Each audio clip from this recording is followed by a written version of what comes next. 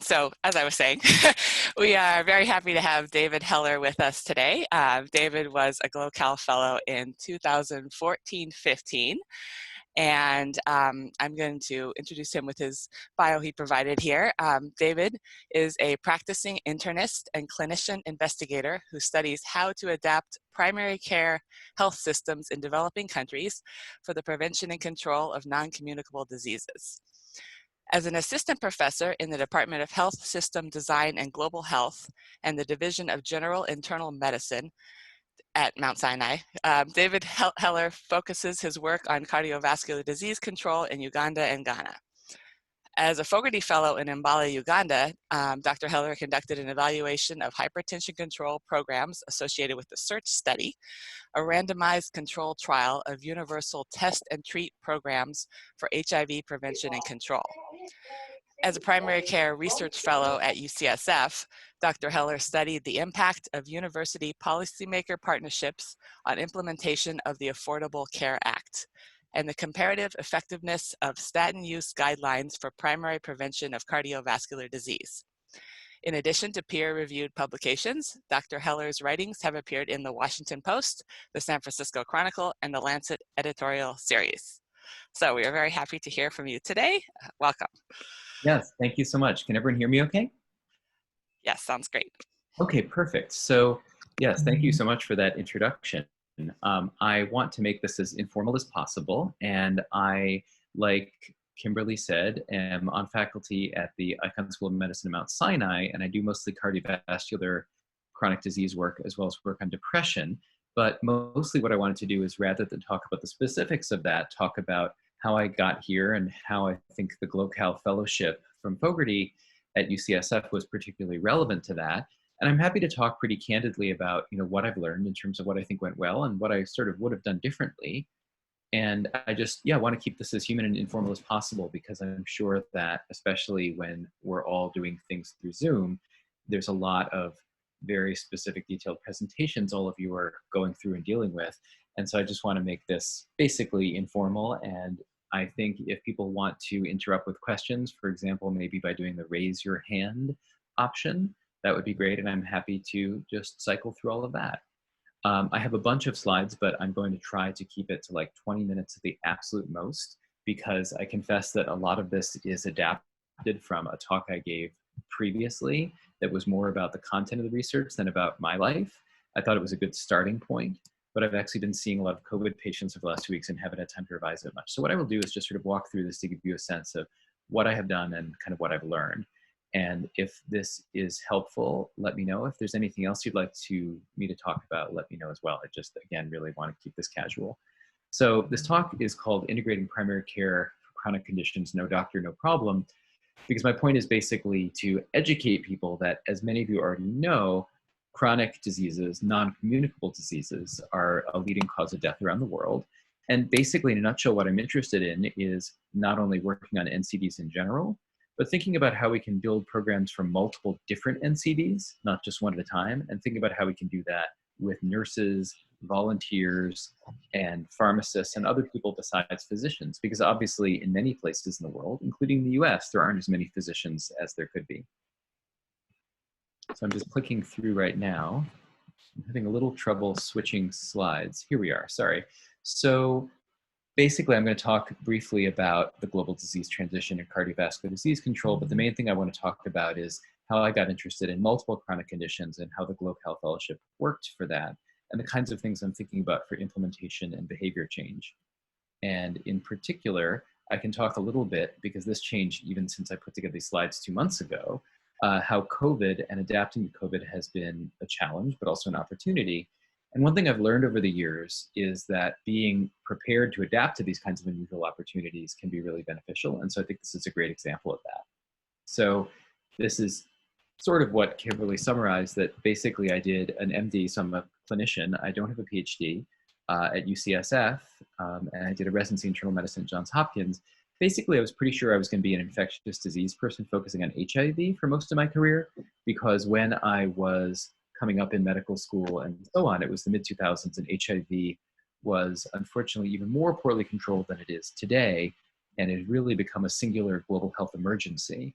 And so I really wanted to focus on that. But then I realized that I actually, when I started practicing clinical medicine or learning about clinical medicine, really enjoyed thinking about the way in which primary care works and thinking about not just one condition at a time, but really thinking about all the different aspects of a patient's care.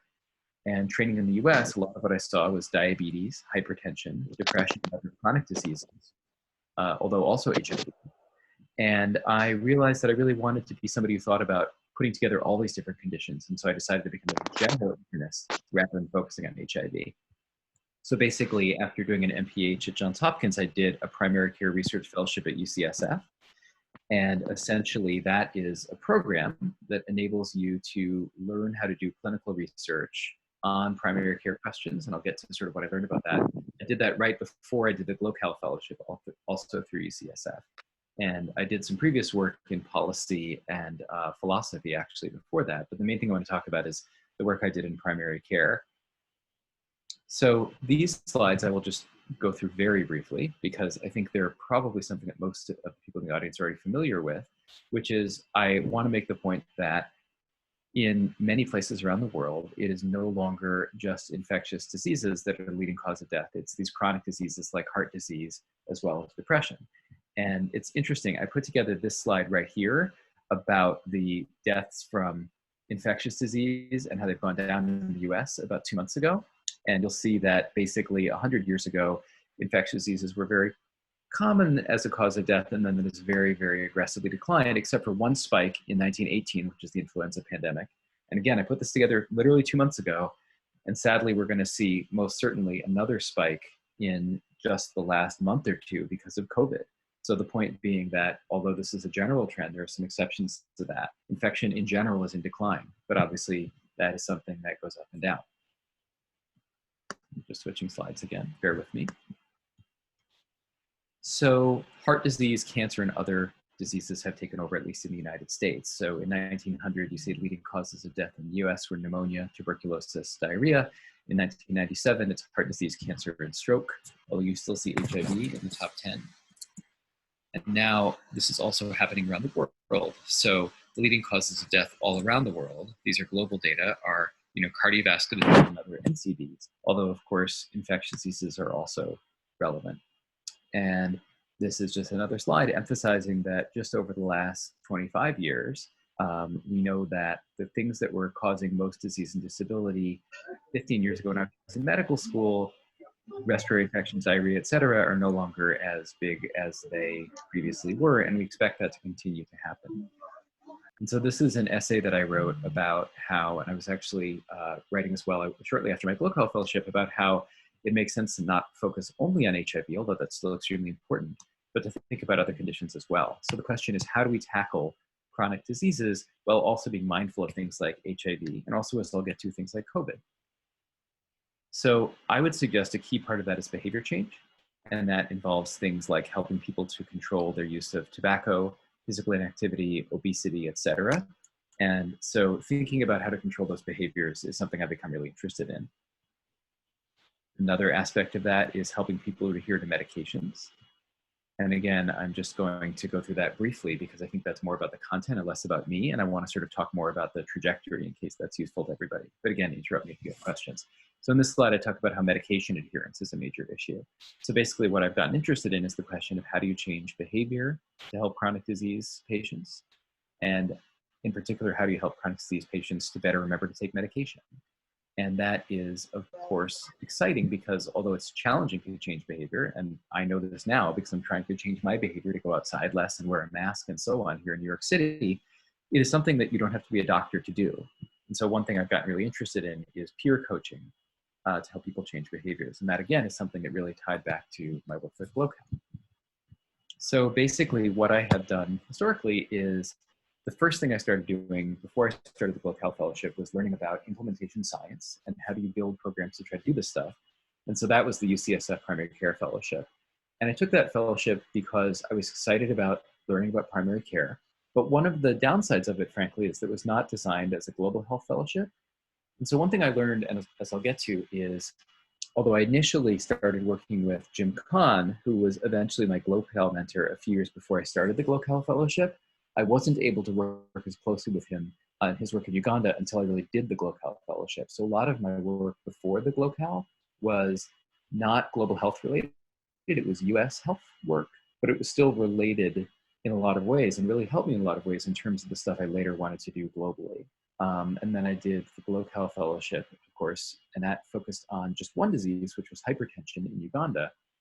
But then over time, I got interested in folding that set of lessons into other things like heart disease overall, depression, and other chronic diseases. And then, as I'll get to, I'm now trying to adapt this to the era of COVID. And so I think the point that I want to make more broadly, again, besides any of the nitty-gritty of the content, is that it's useful to be adaptable and to, even if you don't have the exact opportunity that you want in front of you, think of how you can make the best out of the opportunities that you have. So when I was doing work at Ucsf before the GloCal, I wasn't really able to go abroad, but I was able to do some work in the US that was relevant to the work that I did abroad. And then the work I did in Uganda was around high blood pressure. And as I'll get to, I was hoping to stay another year in Uganda after the GloCal, but the funding ran out. And so I basically showed up in New York City without a job and was able to do some work in Ghana, basically just through a mutual connection. And then I was able to sort of build that work into the next phase of my career, even though I'd never been to Ghana before, continuing some work in Uganda. And now I'm trying to do some work in the US again, partly because I don't know when the next time I'll be able to go to Ghana, although the work in Ghana is still continuing with my colleagues. So the point is just trying to be flexible to the situation. So very, very briefly, I did two main projects before I did the GloCal, one of which was about trying to understand how, with the Affordable Care Act in the US, which for folks outside the US was basically what was called Obamacare, which was an expansion of healthcare. As you probably know, it's very complicated, but the US does not have a universal healthcare system, and President Obama attempted very vigorously to produce an expansion of existing care. And this was essentially a way of studying whether or not in the different 50 states in the US, the expansion under Obama's new plan was effective or not, and essentially figuring out whether researchers and policymakers could come together around implementing that.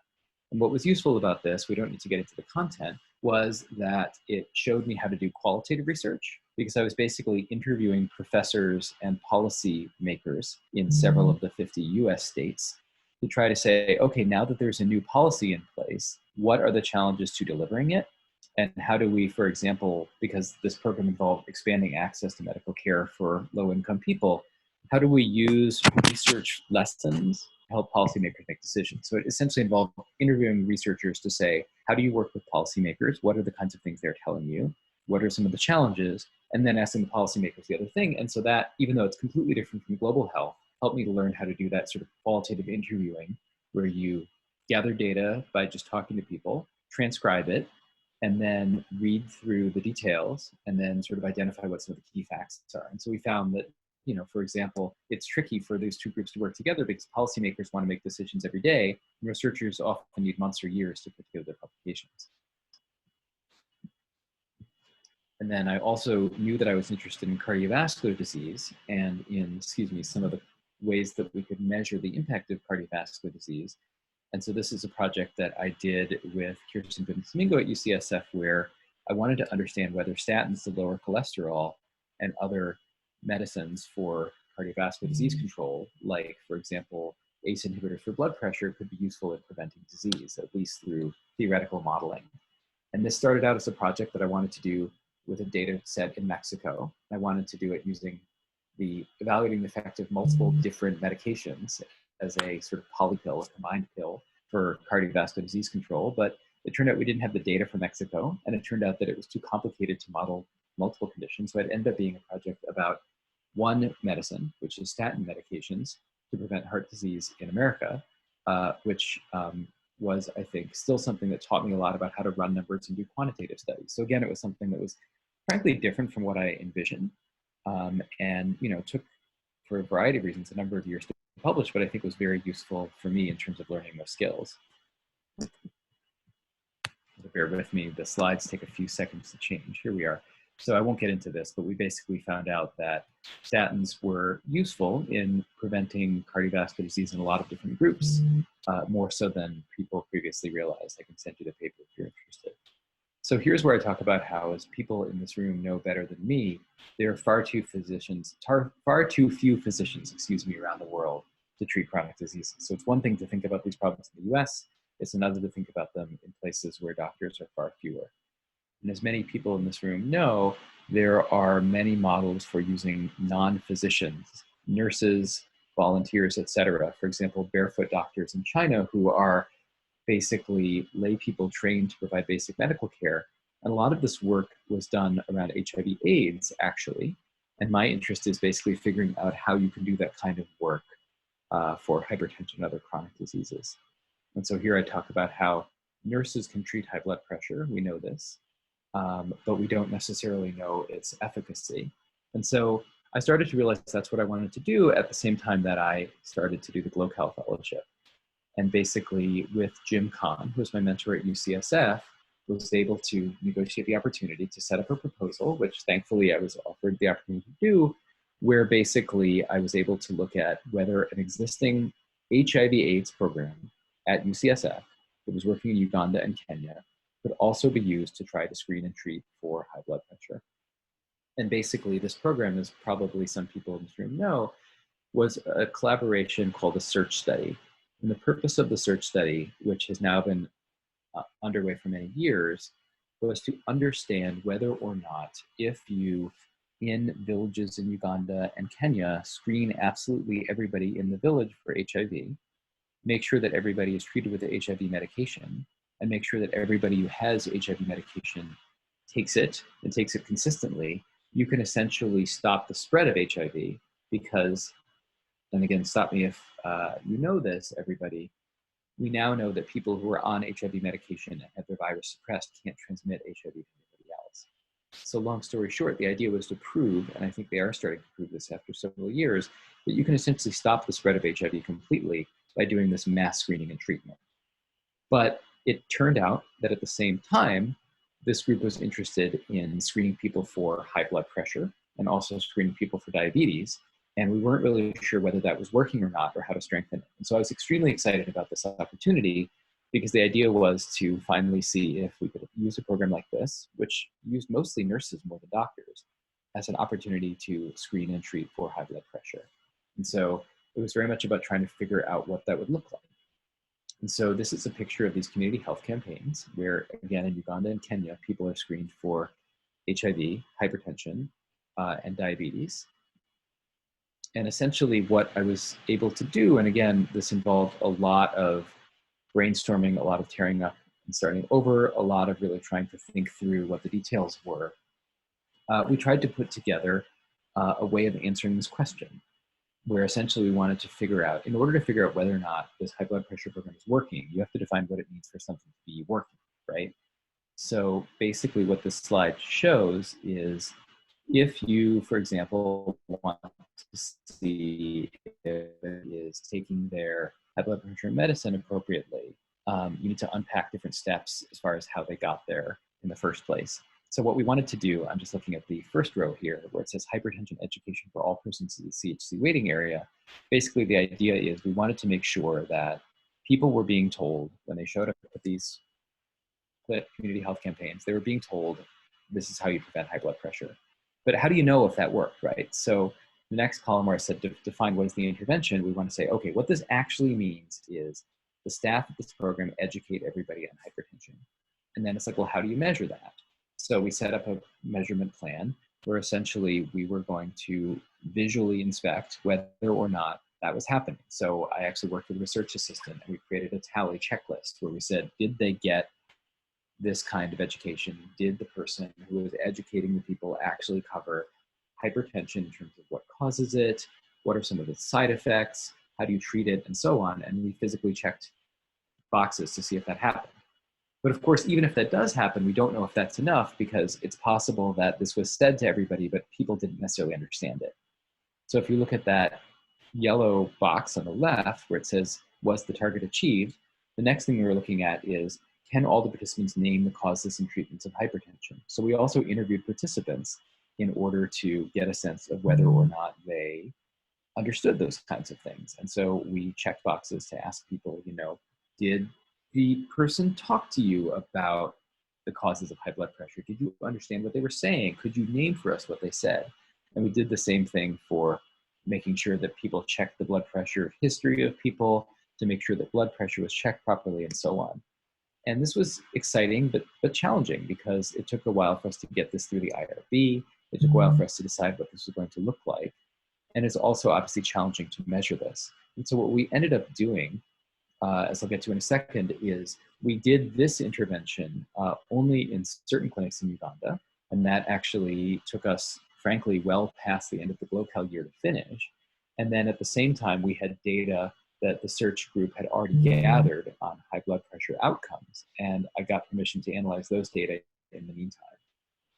And all of that work, long story short, took a number of years, in part because it was challenging to get access to the data. It was challenging to make sure that we proofed the data properly.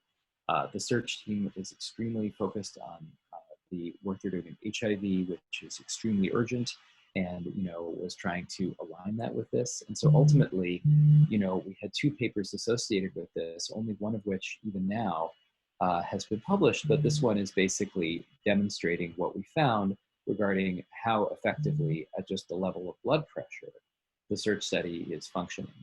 And so essentially what this study shows, and I can send it to you if you're interested, I'll just get into the details briefly in the interest of time, is that it's not easy to screen and treat for high blood pressure because you lose people at each different element of the care program. So this is sort of a busy slide, but essentially looking at, these are data from all the different places the search study worked. 94,000 adults showed up at these different search clinics during the years that we looked at the study. Maybe 90% of those people got screened properly to see if they already had high blood pressure or to see if they got their blood pressure checked. About 15% of those people, roughly, were positive for high blood pressure.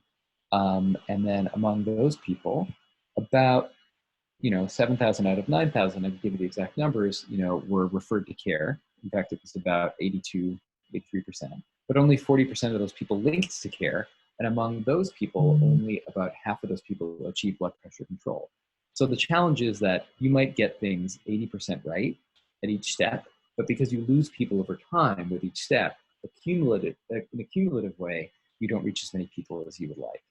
This is actually quite relevant with HIV because, as you may know, there's a general rule with the HIV control strategies that if you don't get at least 90% of people identified, 90% of those people put on medicine, and 90% of people on medicine taking the medicine properly, you won't be able to stop the spread of HIV. This is called the 90-90-90 rule. And basically what we found is that for hypertension, unfortunately, those numbers were kind of more like 60, 70, 60. So there were implementation barriers. Not to mention the other data, which I will skip for now because we're actually still looking through it, showing that there are some data gaps related to education. So this is another slide demonstrating this point that you can, once you get people to clinics, get a bunch of people to show up, maybe 4,000 people, but only 2/3 of them might come back after the first visit. And then among those, only about half of them might continue to get their blood pressure checked and get their blood pressure controlled. So, there's still some significant challenges. So what we did to respond to that was to come up with an education guide. And basically, these are materials that show in the local languages in this part of Uganda, what are some of the causes and treatments of high blood pressure. So on the left-hand side, we talk about how physical inactivity, this is a man who's supposed to be not very physically active, can be a cause. Older age can be a cause. So we have a sort of older woman here. And then stress. So we have a gentleman who looks stressed and anxious. And then the middle part of the brochure says, please check your blood pressure. Here are the kinds of things that you can do to control your blood pressure. So we show people exercising, using bikes, exercising, doing field work. We showed medications and fruits and vegetables as ways of treating and preventing. And basically it says, in as many words, you can come to these IDRC UCSF clinics to get your blood pressure controlled. And those have been rolled out in the last few years. We're still looking at the data as far as the impact of that, but that is essentially what I learned from that.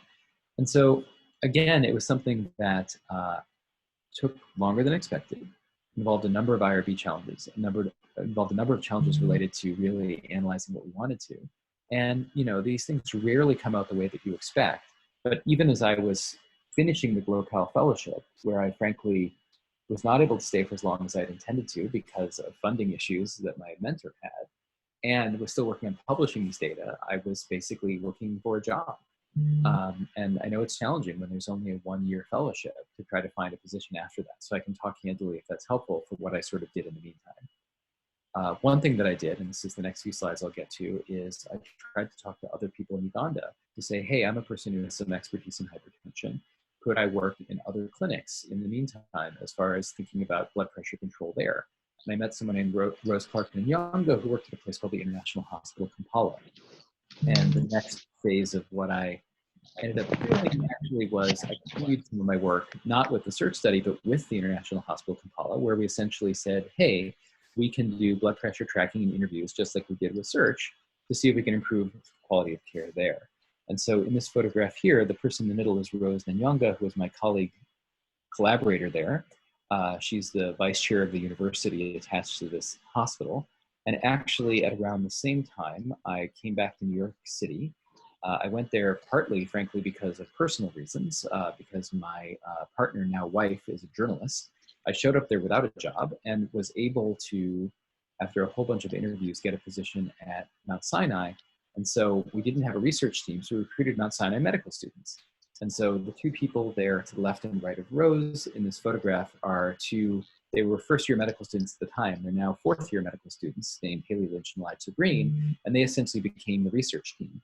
So again, I was just trying to figure out how to continue this work with whatever resources I had in terms of getting this position at Sinai, working with medical students. And actually they spent the following summer with me and we did some research there. And that work began in 2017, but again, was only published in the last year or so, because these things take time. And so this is a paper that one of those two medical students led regarding interviewing providers about hypertension control. And again, I used the skills that I developed based on the work in the US to lead this work. And then we also separately interviewed patients about approaches to hypertension control. And so the other medical students, the lead author on that, I was the senior author. But the point is that we were really using whatever resources we had to try to address this. And also that I was able to use some of the skills I had previously. And we put in a grant to try to expand this work, which basically was qualitative, formative work, to try to come up with, long story short, a nurse-led intervention for counseling patients on how to control their blood pressure. Because I won't get into the details of these papers, but they basically showed that the doctors were very knowledgeable about high blood pressure, but the patients felt like they didn't understand what was being said and they didn't really have time to interact with the doctor. So we have these nurse-led adherence groups. We submitted an R21 grant for that.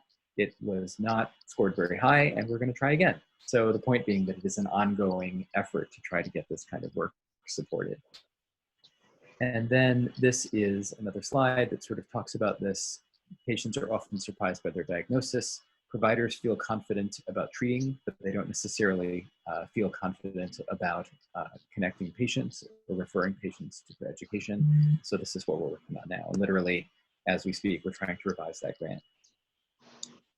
So as I'll get to, and this is not sort of in this set of slides, but I showed up in New York City without a job after finishing my GloCal. And essentially, there are a number of other things I was trying to do at the same time. I literally was applying for clinical positions at random hospitals. I was just sending my CV to a whole bunch of different hospitals. And this is how I ended up doing work in Ghana, is basically through somebody I knew from my public health work at Hopkins 10 years before, roughly. I was referred to somebody at Columbia who did some really interesting work in Ghana. And basically, I didn't know him at all, but we had a conversation. And he said, yes, I'm also doing work with volunteers, community members, and so on to try to control different diseases and achieve primary care. And I said, do you do that for NCDs at all? He said, no, I don't. But if we applied for a grant, maybe we could do that. And so I wrote a grant with him, actually, before I even had a job. That was through a team at Columbia. Meanwhile, I was interviewing for jobs at Columbia, Sinai, and other places. The job at Columbia did not work out, but Sinai did offer me a job, and then I got the grant from Columbia to do this work. So then I said, okay, I suppose I work in Ghana now. And essentially, I was able to, through this R21 grant that we did get, explore whether or not we could use this primary care program in Ghana to screen and treat people for high blood pressure, heart disease, and other conditions. And so what this slide shows is essentially the team that we're working with in Ghana. It shows where we were doing this in the northeastern part, what is called the Upper East region of Ghana. And basically the idea, and again, I want to talk sort of more about my experiences, less about the research, was again to interview people on what some of the challenges were and to look at quantitative data in terms of death rate from heart disease and see what an intervention would look like to try to address. Initially, we started with high blood pressure, but then to see if there were other conditions we could address. And as I continued the work in Uganda that we were talking about, I started to really focus on this because I saw it as an enormous opportunity. And I also, since that time, spent a fair amount of time in Ghana and realized it was a great opportunity for me to sort of build on that work and to really think about integrating care for different conditions. Switching slides here. So essentially, this is the nature of the R21 grant. I won't get into the details, but what we initially wanted to do was first to evaluate capacity for heart disease. Secondly, identify gaps in treatment. And thirdly, come up with solutions to those gaps. And so we did that again through interviews and also through looking at quantitative data on causes of death. And essentially, we have a paper that is, again, just now coming out, 2 years plus after the grant got funded, that basically looked at, it says under review, it's now in press, it just got accepted. Basically, we interviewed people to try to figure out what the gaps were to using this nurse-led primary care program for heart disease control. The lead author is another medical student I work with. And basically, what we found when we talked to community members is that a big problem, a big gap when it comes to heart disease control in Ghana is mental health issues. A, that there's a lot of depression and anxiety, and B, that as a result of that depression and anxiety, there's probably, although it's hard to measure, a fair amount of abuse of tobacco and alcohol that is inherently unhealthy, but also is probably due to mental health issues. And I can send you the paper if you're interested, but that got me interested in the question of what if we moved beyond high blood pressure, and what if we started to think about depression and mental health as well. And so the next phase of work that I'm trying to do, as I'll get to, is building out high blood pressure and combining it with depression.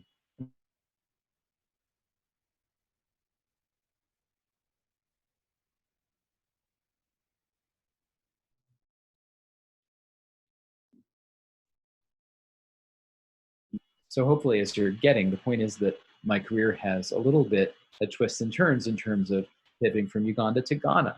And now I really feel like over the years I've spent in Ghana since the GloCal Fellowship, that's been a real great opportunity for me, pivoting from CVD, cardiovascular disease, to depression, and really just trying to be flexible in terms of what opportunities I tried to take advantage of. So this is a quote from the paper. Some people have a lot of problems. You've delivered your children. They've run away. They've left you alone. You're old. You're doing everything for yourself. That is a problem to give you heart disease. And some people don't even have children. And basically the point is that in this area that's very rural, many of the young people go off to the cities to work. And so older people feel abandoned. And this relates to mental illness and depression and anxiety in a way that relates to heart disease. And so that's how I got interested in that work. This is also some data showing that mortality from heart disease is rising over time. And I can send you that separately if you're interested. So this is where I talk about how what I've become interested in now is, can we use behavior change therapies that started as ways of treating depression to in turn treat heart disease? So if you'll bear with me, I'll try not to get too bogged down in this because I want to be mindful of time. The idea was, there is a team in India, and Vikram Patel, the guy on the left, has led this team that essentially has used what's called the Healthy Activities Program to try to treat depression using volunteers, where you essentially sit down one-on-one with people, and that's the photograph on the right, and essentially have volunteers sit down with people and say, what do you think are the behaviors, what do you think are the things that cause you sadness and the things that cause you joy? And how can we try to treat your depression by giving you homework assignments about activities that are healthy and constructive, things that you enjoy and that are wholesome, like spending time with family or exercising, and maybe moving away from behaviors that probably don't make things better, like lying in bed all day or drinking excessive amounts of alcohol. And in this way, you sort of counsel people to try to change their behaviors. And so what I'm trying to do now in Ghana is to try to use this kind of program to treat depression, but also to see if we can use it to try to treat high blood pressure by basically saying, here are the kinds of activities and behaviors you can use to control high blood pressure. And maybe if you did these things, and if we worked with you around these things, we could treat high blood pressure and depression. And we're trying to identify people, long story short, who have either of these two diseases and give them volunteer-based counseling, and also have nurses give them medication. And so this is another research output that I won't get into, except to say that I did a lot of research on what are some of the barriers to using non-doctors to treat these conditions, and was able to turn some of that lit review into a separate paper. And then I won't get into the details, except to say that basically we're using some of those lessons to try to figure out how to treat high blood pressure and depression in Ghana using volunteers and nurses. And so this is me with actually another Mount Sinai medical student I've collaborated with, and hopefully taught, as well as use the amazing research of medical students, and whenever possible, as you said, have them really lead the research. I'm doing work, as you can see here, with this medical student, Ethan Wood, who's working on a paper with me right now, two colleagues from my research group in Ghana, and this is a focus group of middle-aged men in Ghana talking with us about their experiences with high blood pressure and depression.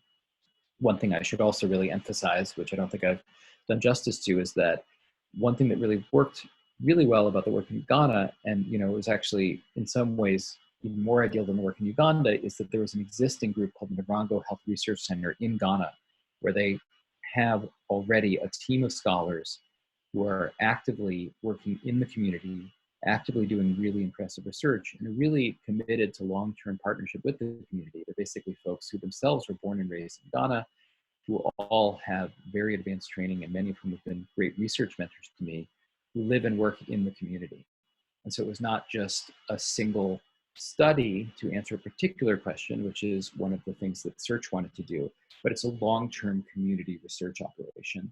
And so, people like Edith Dambai and James the Doctor, who are the two folks standing with me and Ethan in the back, were really useful and really beneficial for me to have as mentors and collaborators, because they continue the work in Ghana with me. So it's not just me showing up in Ghana saying this is what I propose to do, but really me being a part of a larger enterprise. They're already doing amazing community-based work, and essentially what I'm doing is just trying to build on that by adding an NCD component to it. And so this is the next steps for that. And I actually submitted a KO1 award for this and did not get it, and then resubmitted it, and it got scored quite high, but not quite high enough. And so, long story short, I won't get into this in detail in the interest of time, was able to negotiate some funding from a pharmaceutical company, Teva, to fund it. And so yet another twist and turn. Although the NIH pathway was not successful for me this time around, I'm submitting this work through Teva. I'm hoping to apply for an NIH R1 grant and so on. And so the point is that this work, again, didn't exactly work out the way I planned, but I was still able to come up with other ways to get it funded. And I'm going to skip this in the interest of time, but this is basically the next phase of work where we want to really integrate care for hypertension and depression. And this is the work I'm doing with Teva. And, I'm going to wrap up just in the interest of time to say that I'm trying to adapt. Like Yes. Hi. When can we? Sorry, go on. I think there's a question. Maybe somebody was on mute or was not on mute. Okay. In any case, please feel free to ask a question if you want. So let me just wrap this up to say, I'm dealing right now with COVID, as we all are. And we know that COVID greatly increases your risk of mortality, morbidity from these chronic conditions. This is the slide demonstrating that. I'm doing some work in the United States. Hold on one second. Looking at some of those issues. I'm going to skip all of that in the interest of time. But I will say that obviously the kind of work that I'm doing in Ghana right now is not as immediately compatible with COVID. So what we're trying to do to adapt this work to COVID is to see how much of this work we can do remotely through phone counseling for these behaviors, for behavior change, rather than doing work face-to-face, trying to think about how we can track blood pressure remotely and so on. One thing I skipped in the interest of time is that I'm also doing some work right now on behavior change for chronic diseases in New York. And that work used to involve putting people who were dealing with chronic diseases in a room together and helping do behavior change coaching in groups. And now we're trying to adapt that so that instead of having folks living with chronic conditions working together in a room, which is unfortunately the last thing that you want to do in the setting of COVID. We're trying to come up with an online teaching strategy for that. So again, the point is simply, without getting too into the details, that I'm actively trying to adapt to all of this work to respond to COVID. So in summary, I would say what I've learned sort of the easy way and the hard way is it's useful to follow up with key contacts. For example, Rose Nyonga, who I was working with in Uganda, who enabled me to do some work there after the search study. You can shift your site, but still stay focused on something. So pivoting from Uganda to Ghana, being persistent and adaptable, finding mentors who really fit your style. I really enjoyed working with Jim Khan at UCSF. I have a phenomenal mentor named Carol Horowitz now at Mount Sinai, who actually called me about 10 minutes ago, and I told her I was giving a talk. And then, really find your style in terms of what you want to do. I found it useful. I sort of learned from living in Uganda what kinds of things were really important to me to sort of have as, as sort of physical possessions in a lifestyle, what kinds of things I could let go of. Building connections, like I said, honing certain skills, and really sort of thinking often about what next steps are. So I have so many people to thank from New York, Ghana, and beyond, many of whom I've named here, but let me just stop there for questions and say thank you so much for your time. Apologize for going a bit over, but I'm happy to talk about any questions that anybody has. Thanks.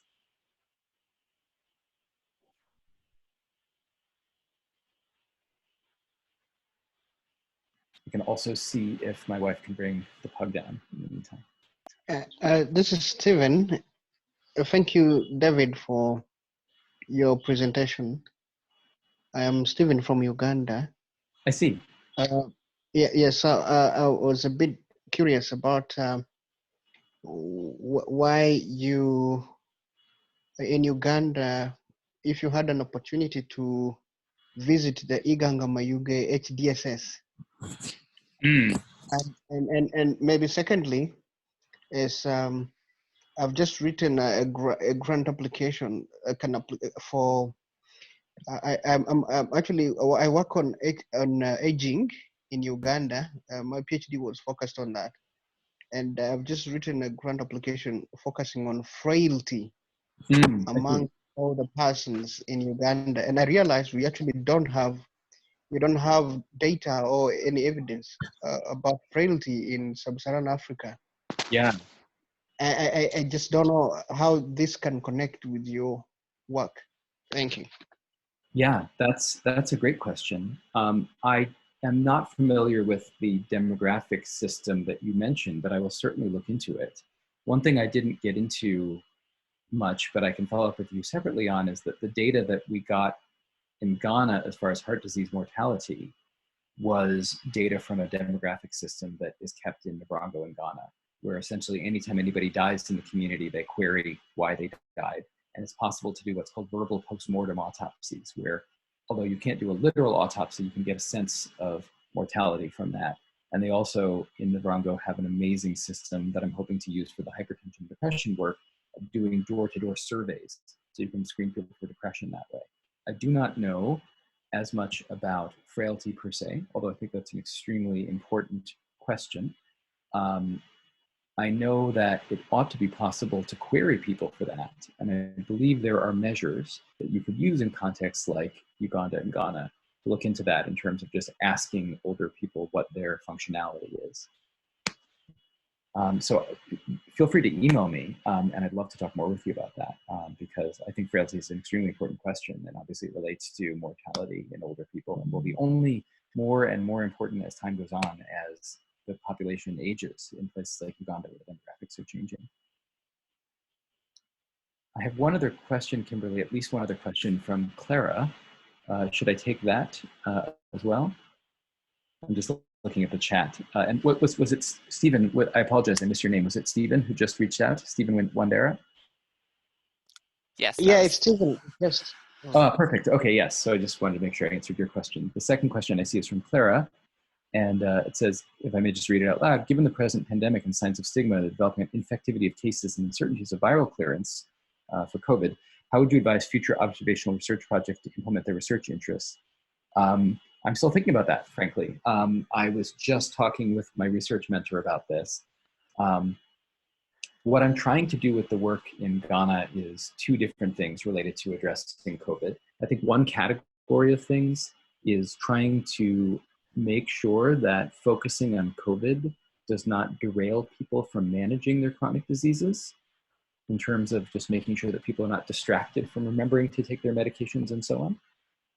But then the other is just trying to focus on educating people around COVID itself. And so I actually have a research coordinator I'm working with to try to come up with COVID education materials. So those are, I think, the two general categories of ways to implement research. Is I guess I would say one is, how do you take your existing work and make it more COVID compatible in terms of thinking about whether it can be done online or something like that. But then the other, which I think ties more to your question about stigma, is there a way that you can use the platform of research you are doing to try to educate people about COVID and about tackling what that stigma is? It looks like from your question, your research is more observational, which can be a bit of a challenge in terms of you're not so much educating people, sort of learning from them, but maybe you could fold in a COVID element to it in terms of saying something like, we're also going to observe people for their behaviors relevant to COVID. I mean, it depends, of course, on what your question is, but Clara, if you're on, I'm happy to talk with you orally about that as well. I can see you're muted at the moment, but happy to talk more with you about that. I think one general lesson is that COVID presents a challenge in terms of having to actively rewrite a lot of your work, but also presents an opportunity because people are funding things very quickly. People are expediting IRB review in ways that are amazing to me. And so I think that if you can think hard, I hope this isn't too vague of an answer, but if you can think hard about sort of ways that you can fold in COVID content in terms of observing COVID, acting on COVID, et cetera, there's almost always an opportunity to do that. But if you email me, we can talk more orally.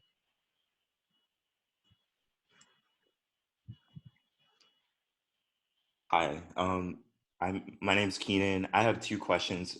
First, thanks for the presentation. The first question that I had was, just in general, do you feel that global mental health and behavioral interventions are receiving the priority they should? As you have mentioned, behavioral interventions have a big impact on a lot of diseases. So I was just kind of interested to get your opinion on that. And then the second question that I had was, I was interested when you were talking about how you were looking at depression in Uganda, and I was just curious, how do you measure like certain mental illnesses given like the cultural context? Yeah, totally. Thank you so much. I'd love to talk more with you about global mental health because I've become fascinated by it. I definitely don't think it's getting a sufficient amount of emphasis. Because I think that, the stigma makes it challenging. The idea that people are not as physically affected makes it challenging. I mean, people who have done psychiatry their whole lives can speak better to this than me, but, the idea that people can be ostensibly fine but suffering very deeply, I think is one of many reasons why mental health doesn't get enough attention. And also, I feel like there's, to some extent, I go on and on, I won't, but like, a cultural prejudice that, mental health is largely something that manifests more in Western and high-income communities than lower income communities in non-Western cultures, when we have a bunch of data showing that's absolutely not the case. So I totally think it's being underfunded and under-recognized. But when it comes to behavior change, I think that's especially true because I think the point I was trying to make, but this is still something that I think is being studied, is that A, your mental health directly affects your physical health, but B, it can relate to behaviors like alcohol and tobacco that can affect your health. And C, we know that like the kind of counseling you do for sort of change in behavior and mental health can also be applied to things like physical health. For example, exercise obviously can treat depression as well as high blood pressure. In terms of the specific question about how you measure cross-culturally degrees of depression, there is some evidence, and again, this is not as much what I've worked on yet. This is a sort of new field for me, but there's pretty good evidence that, for example, what's called the Physician's Health Questionnaire 9, the PHQ-9 survey, is pretty valid across different cultures and contexts.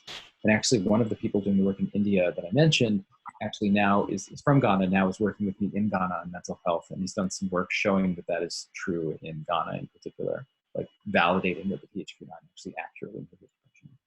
So it is a challenge. I think it's important to make sure that you understand how depression manifests in the context, but generally speaking, I think the previous belief, to my understanding, that, it's very hard or impossible to measure depression cross-culturally is false. That I think we're starting to realize that there's a lot more commonality and there's a lot easier abilities to measure depression across cultures than we realized. Whether you treat it the same way across cultures is obviously a different story. Thank you. Yeah, thank you.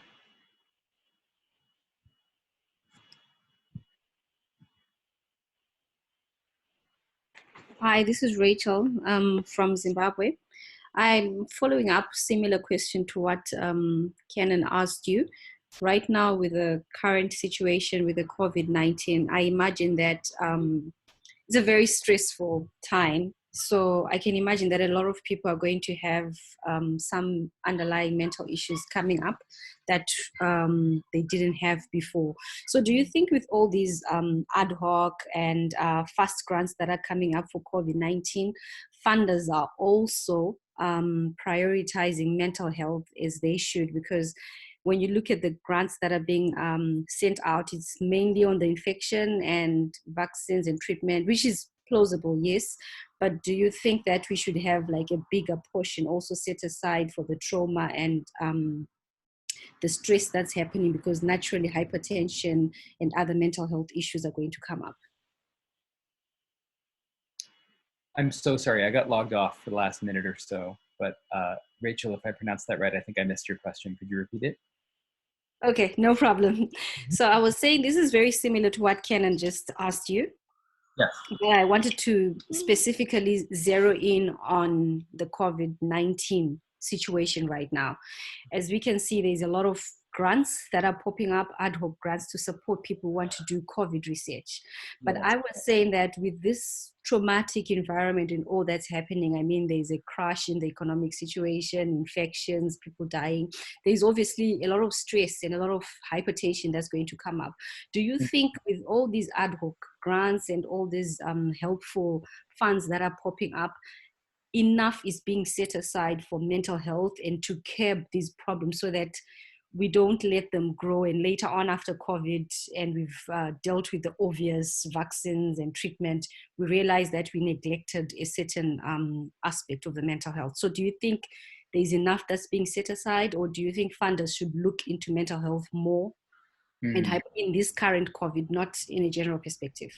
Yeah, of course. I mean, perhaps unsurprisingly, I would love to see more funding for mental health in particular around COVID and in general, as Kenny and I discussed, but also, more funding for COVID in general and global health in general. But I mean, yeah, totally. To answer your question more specifically, yeah, I think that that is definitely something that's not being thought about enough, because it's, I suppose, for a number of reasons, right? One is the stigmas we talked about, but another is it's sometimes, I suppose, I'm thinking out loud here, but harder to measure, right? Like, mental health outcomes as quickly as perhaps you measure things like whether somebody's COVID positive or COVID negative.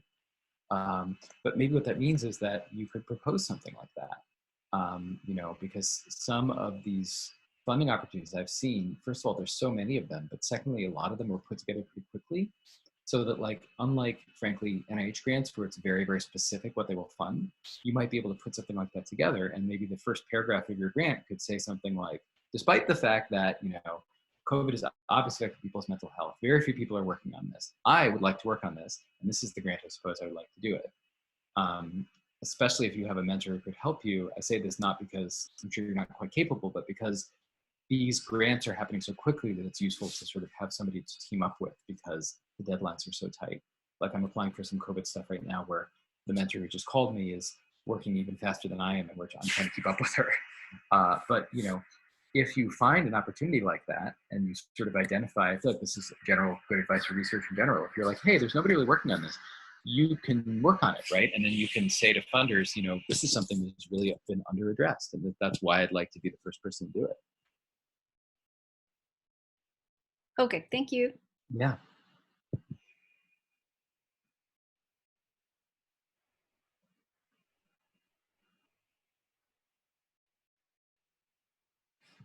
I've been told that Theo the Pug is not coming down because he's fast asleep, so I apologize for that. What type of dog is he? Oh, he is a pug, but he's a pug puppy. Yeah. He is extremely small. Let's see if I can find a. This is what he looks like. Ah, he's so cute. That's what he looks like right now, so we're not going to bother. Yeah. Does anybody have another question? We might be able to take one more. I can also share my slides, and you can feel free to call or email me, or also I'm on Twitter. because I know there's a lot of information. Frankly, I just didn't have time to pare it down because I've been doing a lot of COVID-related stuff. So I appreciate you bearing with me.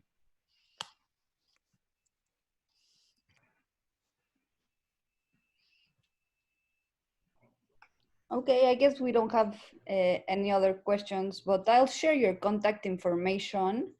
Yeah, sure. Everything, and they can just follow up with you by email. Thank you very much for taking the time. We all know New York is crazy right now, so we really appreciate it, and it's been a great talk. Yeah, not at all. And I guess I would just say for 30 seconds in closing, if we have time, that like, yeah, if there's one thing I wanted to distill from, you know, a huge pile of slides that I had to quickly adapt to this presentation, it would be that like, you know, COVID is a challenge because it's requiring us to just tear up all our research very aggressively and revise it, which is exactly not how research is supposed to work. But there's opportunity in that. Like there's so much funding. And again, there's like so many people who will entertain projects and start projects with you very quickly.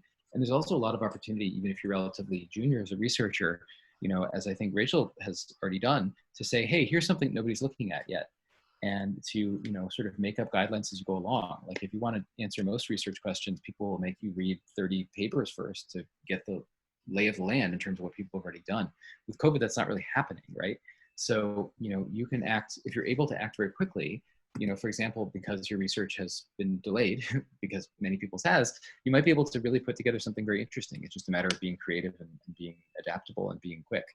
And those are things that, you know, I was able to do a little bit over the last 10 years. I could have done more of, but I think it's a great microcosm of the lesson that if you just like stay flexible, stay focused on your general goal, but stay flexible at how you get there, you know, you can achieve good things. So I think COVID presents an opportunity like that, but it's also a challenge.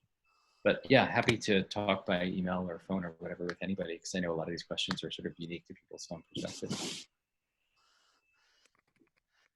Great. Thank you so much, David. We really appreciate you taking this time. That was fantastic. Yeah, Nice. thank you. Great to catch up. All right, so I can stay on for a few minutes if anyone's any questions, but if not, feel free to sign me up. Okay. Great. All right. Well, in that case, I will send. On the slides, feel free to send them to anybody, and thank you so much. Okay, great. Thank you. Thanks. Bye. Good rest of your days, everyone. Bye. Thank you. Bye.